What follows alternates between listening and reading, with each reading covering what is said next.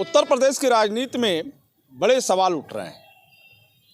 भाजपा के राष्ट्रीय अध्यक्ष आखिर ओम प्रकाश राजभर मंत्रिमंडल में क्यों नहीं शामिल हो पा रहे हैं, जबकि बहुत सारी बातें हो रही हैं और चर्चाओं का जो माहौल बना है कि ओम प्रकाश राजभर उत्तर प्रदेश सरकार के मुख्यमंत्री योगी आदित्यनाथ के मंत्रिमंडल में शामिल होंगे। कब होंगे ये वक्त की बात है, लेकिन शुभ घड़ी का वक्त था, लगन का माहौल था। अब तो आज 15 दिसंबर है और कल से यानी आज शाम से ही खरमास शुरू हो जाएगा।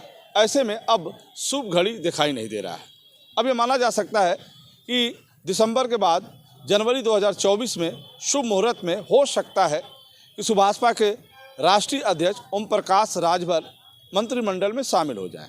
कब होंगे इसकी कोई तिथि तय नहीं है, लेकिन छठ पूजा, दीपावली, दशहरा, नवरास, ये सारी चीज़ों में जो त्यौहार थे इसमें बड़ी ज़बरदस्त चर्चा रही कि ओम प्रकाश राजभर लाल बत्ती से उत्तर प्रदेश में घूमेंगे। अब सवाल ये उठ रहा है कि आखिर ओम प्रकाश राजभर के मंत्री बनाने में इतना विलंब क्यों हो रहा है।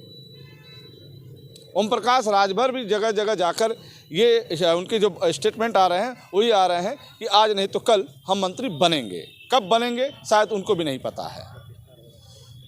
मंत्रिमंडल का विस्तार हालांकि अभी नहीं हो पाया है, लेकिन उनका दावा है कि जिस दिन मंत्रिमंडल का विस्तार होगा सबसे पहला चेहरा ओम प्रकाश राजभर का होगा। ओम प्रकाश राजभर मंत्री बनने के लिए व्याकुल हैं।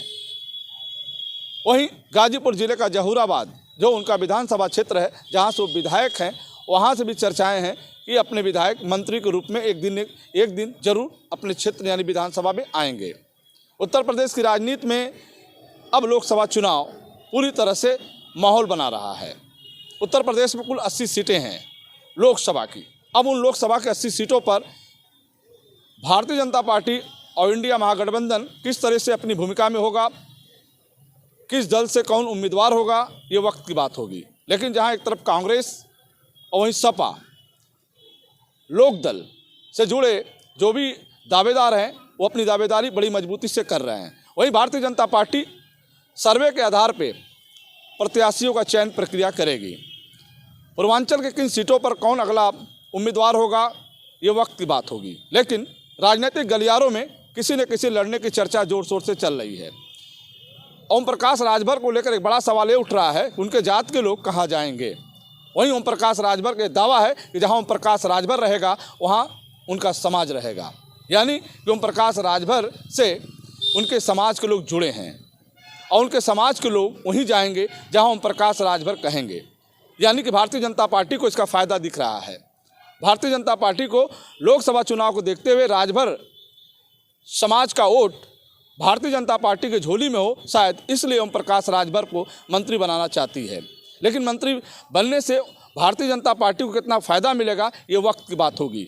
लेकिन वही समाजवादी पार्टी में जो ओम प्रकाश राजभर थे, विधानसभा की बात मैं कर रहा हूं, तो विधानसभा में कई सीटें जो है ओम प्रकाश राजभर जीत के आए।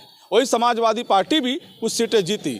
अब लोकसभा चुनाव में ओम प्रकाश राजभर कितने कामयाब होंगे ये वक्त की बात होगी। लेकिन ओम प्रकाश राजभर का दावा है कि पूर्वांचल के राजभर वोट भारतीय जनता पार्टी के झोली में होगा। हालांकि भारतीय जनता पार्टी पूरी तरह से ये दावा कर रही है कि ओम प्रकाश राजभर के आने से लोकसभा चुनाव में उसको फ़ायदा मिलेगा। अब एक सवाल और है कि ओम प्रकाश राजभर से निकले यानी उनके समाज से निकले कुछ लोग अलग दलों में शामिल हो चुके हैं, कुछ अलग दलें भी बन चुकी हैं। क्या ओम प्रकाश राजभर के लिए नुकसान होगा या फ़ायदा, ये भी वक्त की बात होगी। खैर, लोकसभा चुनाव का वक्त है, कभी भी बिगुल बच सकता है, लेकिन उसको लेकर राजनीतिक गलियारों में ओम प्रकाश राजभर को मंत्रिमंडल में शामिल होने की चर्चाएँ जोर शोर से चल रही है। नमस्कार।